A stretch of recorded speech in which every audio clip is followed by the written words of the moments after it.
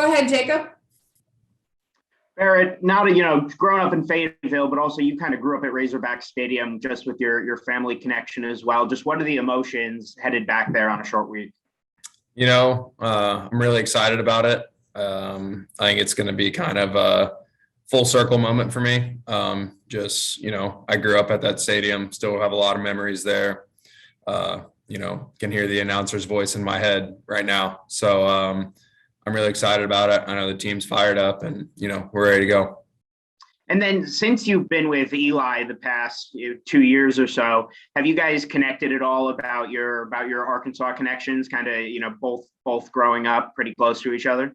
Definitely. I think that's kind of been something that's been, I wouldn't say a foundation of our relationship, but something that we can, we have similar backgrounds, so to speak. He was the offensive coordinator at Springdale whenever my brother was playing at Fayetteville High. So it's cool that we were able to come from that same area and, our paths have crossed here in Columbia. And then just what are some memories that you have when you think back to those state championship days with the Purple Dogs? A lot of fun, it's really cool. I think last night with our senior night, just, looking at Akil and just saying, wow, we've done this together since 8th grade. And, you think back to all those playoff game. Like I know Fayetteville has a playoff game at home that Friday night, and we had one against Bentonville back in fall of 16. So, those memories are still very vivid, very fresh. I treasure those memories, and I'm glad we had the teams that we did whenever I was there. Thanks, Barrett. Bob Holt. Hey, Barrett, how you doing? I'm doing well. How about you, Bob? You look different without your headband on. You usually have that. I know. You'll see it on Friday. I'll have it on for you. The ninja headband or whatever. When you think of you and Akil, you guys have never lost to Arkansas. Obviously, none of the other players on the team have either. Just what do you think about that and having the winning streak, and how big would it be to keep that going? Because Arkansas, they finally beat A&M. They wanted LSU. They finally beat Mississippi State at home. They've broken a lot of streaks, and they want to break this one. But obviously, you guys want to keep it going.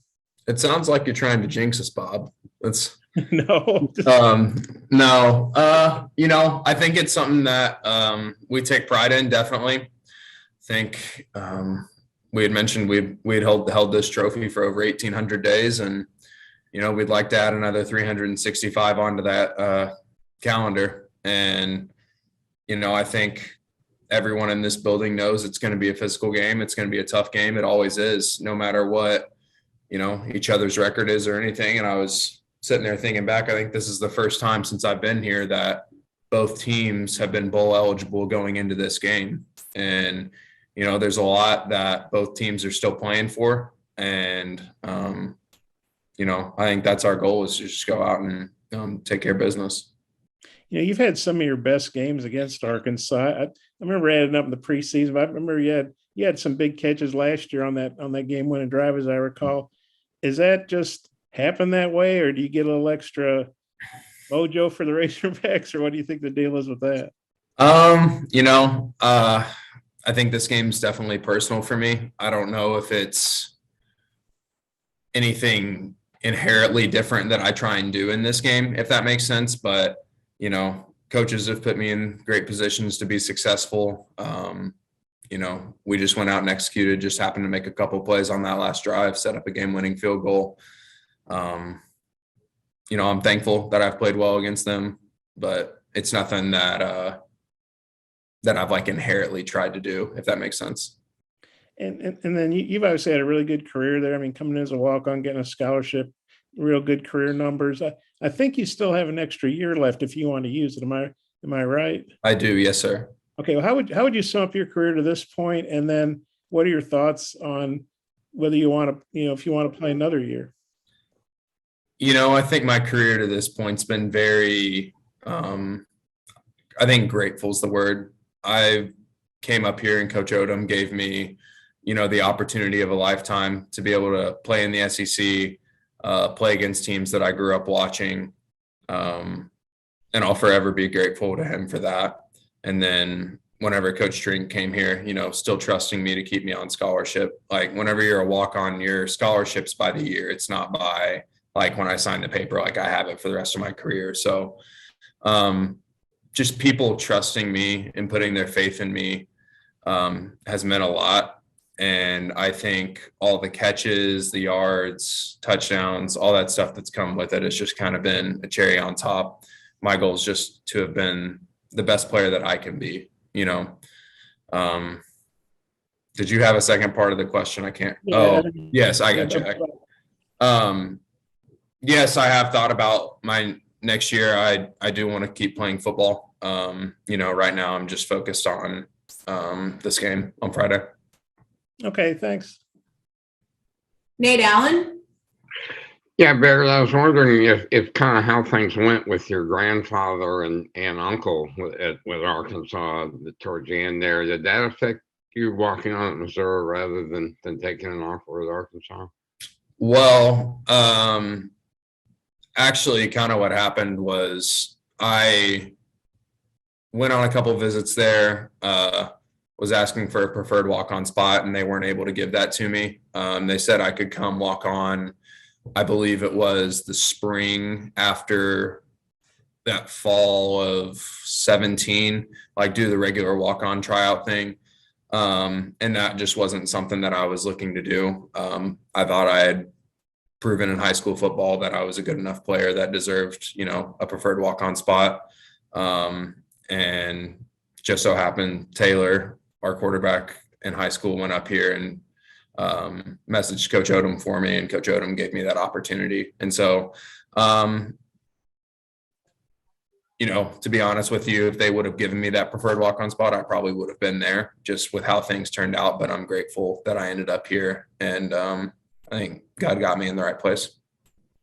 Just feel like they were just kind of, the fact that you guys are local, they just kept kind of thought there were other bigger fish in the sea and just looked past local guys. I've heard a lot of stories. I don't know what's true, what isn't. I think I'm just kind of looking at what's ahead. That's kind of, it's in the past. It is what it is. I'm not really bitter towards it. It's just kind of how things shaped out for me. And what those coaches at that point in time did is their decision. I was just a player. And you and Coach Odom still, have you kept up with him at all, or do you all ever talk or anything? We do. Coach Odom, I'm thankful for him. And he's been a good mentor to me. And, I think someone that I will contact whenever I get into the coaching business as well. I'm thankful for him and everything that he's done, and he's a great man. Thank you. Max Baker? Hey, Barrett. I guess you sort of touched on this, but was Arkansas a place you always wanted to go when you were a kid? And I guess what memories do you have at that stadium? You sort of said you remember the stadium, but I was wondering what your maybe favorite memory of that stadium is. Yeah, so I think favorite memory for me is they played in 2011. I believe it was number 1 Alabama versus number 7 Arkansas. And they opened up the game, and Mallet, I believe, hit, it was either Jarius Wright or Joe Adams on a crossing route. And 20, 30-yard game, they got to near the 50. And then they ran a play. Essentially, everyone's going one direction, back sneaks out the other side, and they hit Ronnie Wingo on a wheel route, made a guy miss, scored a touchdown. Probably the loudest I've ever heard a stadium, with maybe the exception of the Kick 6 Iron Bowl. I was at that game as well. But that's probably my most vivid memory of a game there. And so, I still, every time they score a touchdown, Arkansas, I grew up there. And so I think it would be lying for me to say at some point in my career that I think I did want to go there at some point, but the cards just didn't turn out that way. And I'm thankful that I ended up here at Missouri. And then is this game personal to you because you weren't really recruited? Is it personal because I don't know, like why you said you mentioned it was personal. I was wondering why it's personal for you. I know kind of why, but why for you? I think whenever somebody says that they don't want you and they don't think you're good enough, whether they inherently meant that or not, you take it. It put a chip on my shoulder, and it's been motivation for me throughout my whole college career. And like I said, that was the coach's decision. I was just a player going through the recruiting process. I'm sure they had a lot of kids just like me. But yeah, I mean, when someone doesn't think you're good enough to play at that level, Yeah. Well, and then I guess the last thing I have is you mentioned sort of next year. I don't know if you've made up your mind or not, and you know it's your not whether you want to share when you want to share that, but I guess does part of you want to end your career in Fayetteville, or does it sort of depend on how maybe these last couple weeks shake out for you if you haven't made up your mind yet? I'm literally just focused on this game on Friday. I love Missouri, and that's kind of what's on my mind right now. Thanks. Bob Holt? You know, I guess I never talked to you about coach, and obviously it's sort of the family business, but I find a lot of coaches try to talk their kids or nephews out of it. You don't want to do this, even though I've been doing it for 30 years. Have like Harold or Tim tried to tell you, no, go to law school or become a businessman or something? Both of them probably with those exact words, how you just said it. Yeah, it's a thing that you weigh in your head because you know when they tell you it, there's some meaning behind it. You know, it's long hours, it's a grind. But then you also look at what Harold and Tim have done, and you see the joy that football brings to them and the joy that they get from mentoring young men. That's the things you look at and you're like, wow, that's really something that I have a passion for and something I would love to do. And, you know, if it's a couple more hours in the fall, it's a couple more hours, but you know, it's different. You get a couple weeks off in the spring and stuff like that. So yeah, they definitely have said that though. But you want to go into coaching? I think I do. I would for sure regret it if I didn't try. You know, I'm going to try and play football as long as I can and do it to the best of my ability. And then whenever I'm done with that, I'm going to for sure try and coach. And then what do you thought about Akil's career? And of course, you know, he had that touchdown, the defensive lineman's dream of scoring a touchdown against Arkansas a couple of years ago. What do you thought about his career? And he came back for his COVID year. And what do you remember about that touchdown when he scored? Kind of what the team thought about that? Yeah. You know, I think that just the biggest thing about Akil's career is just resilient. I mean, he, for the large majority of his senior year and a little bit of junior year, was committed to Bama. You know, things kind of shook up a little bit. He was a late qualifier and somehow in the whirlwind ended up at Mizzou with two other guys from our high school. And, you know, I think Akil has just been consistent in his attitude every single day. And he showed up for 6 years now, or 5, because he didn't redshirt, with a smile on his face, ready to go to work, no matter what his job was, no matter what his role was.